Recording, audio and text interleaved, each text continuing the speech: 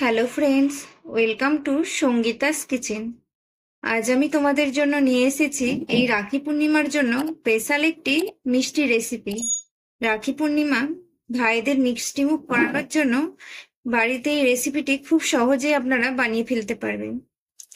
আর এই মিষ্টিটি খেতেও দোকানের মিষ্টির থেকেও অনেক সুন্দর। তাহলে বন্ধুরা, ভিডিওটি স্কিপ না করে পুরো রেসিপিটি দেখতে থাকো। আমি এই মিষ্টিটি বানানোর জন্য প্রথমেই 2 কাপ পরিমাণ লিকুইড দুধ নিয়ে নিয়েছি।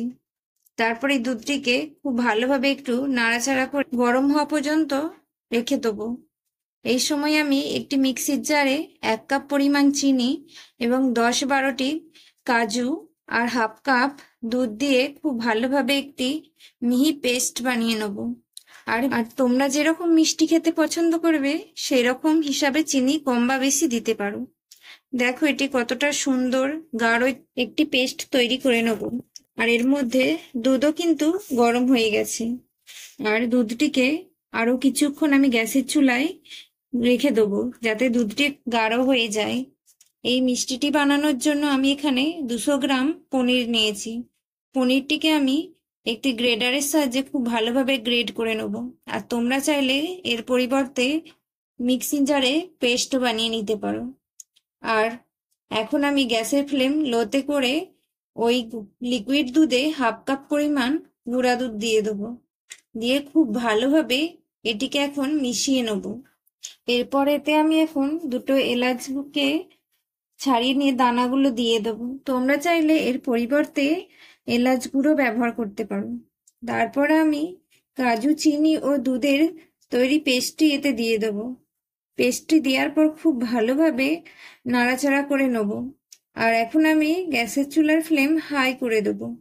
হাই ফ্লেমে এটিকে একটু ভালোভাবে গরম করে নিতে হবে। এটিকে খুব ভালোভাবে নাড়াচাড়া করে নিতে হবে যাতে কড়ার নিচে না লেগে যায়। এরপর এটি যখন খুব ভালোভাবে গরম হয়ে যাবে তখন এতে গ্রেড করে রাখা পনিরটি দিয়ে দেব। পনির দেওয়ার পর খুব ভালোভাবে আমি এটিকে ওই দুধের মিশ্রণের সাথে মিক্সড করে নেব। এরপর হাই ফ্লেমে এটিকে আমি অনবরত নাড়াচাড়া করে ফুটিয়ে নেব। ততক্ষণ অবধি খুব ভালোভাবে নাড়াচাড়া করতে হবে যতক্ষণ না এটি কমে গিয়ে অনেকটা শুকনো হয়ে আসে। এবং যখন মিষ্টিটি পুরোপুরি তৈরি হয়ে যাবে তখন দেখবেন এটি আর কড়ার গায়ে লেগে যাচ্ছে না। আর কত সুন্দরভাবে এটি গাঢ় হয়ে আসছে। এইভাবে আমি অনবরত কিন্তু নাড়াতে থাকবো। আর এখন দেখুন এটি অনেকটাই তৈরি হয়ে এসেছে। আর একটু কিন্তু নাড়াচাড়া করে এটিকে একটু গাঢ় করে নেব। আর এই পর্যায়ে দেখুন এই মিষ্টিটি পুরোপুরি তৈরি হয়ে এসেছে। এখন আমি গ্যাসের ফ্লেম বন্ধ করে দিয়েছি। আর এটিকে এখন একটু অন্য পাত্রে ঢেলে নেওয়ার জন্য পাত্রে প্রথমে আমি সামান্য ঘি দিয়ে খুব ভালোভাবে মাখিয়ে নেব। আর তোমরা চাইলে এর পরিবর্তে মিষ্টি রাখার কোনো মোল্ড বা কেক টিনও ব্যবহার করতে পারো। তারপর আমি মিষ্টিটিকে এই পাত্রে নামিয়ে নেব। আর এটি ঠান্ডা হয়ে যাওয়া অবধি একটু ওয়েট করব। যখন একটু ঠান্ডা হয়ে যাবে তখন আমি হাতে সামান্য জল মেখে ওপর থেকে একটু মসৃণ করে একটি ছুরির সাহায্যে এটিকে ঠিকভাবে সেট করে নেব। আর তোমরা চাইলে যে কোনো শেপ দিয়ে এটি তৈরি করতে পারো।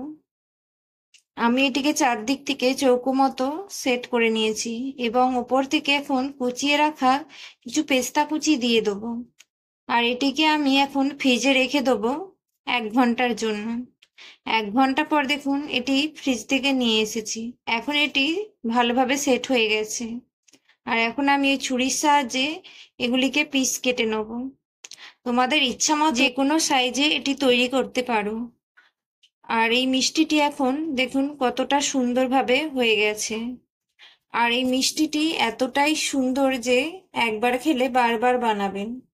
আর মুখে দেয়া মাত্র এটি মিলিয়ে যাবে, এতটাই মুলায়ম এবং খেতেও অসাধারণ। আর আপনাদের যদি এই রেসিপিটি ভালো লেগে থাকে তাহলে বাড়িতে একবার এই রাখি পূর্ণিমাতে অবশ্যই ট্রাই করতে পারো। আর বাড়িতে বানালে একবার অবশ্যই কমেন্ট করে জানাতে পারো যে রেসিপিটি তোমাদের কেমন লেগেছে। আর এই মিষ্টিটি সত্যি অসম্ভব সফট হয়। বাড়ির বাচ্চা থেকে বড় সকলের জন্যই এই রেসিপিটি তৈরি করতে পারো।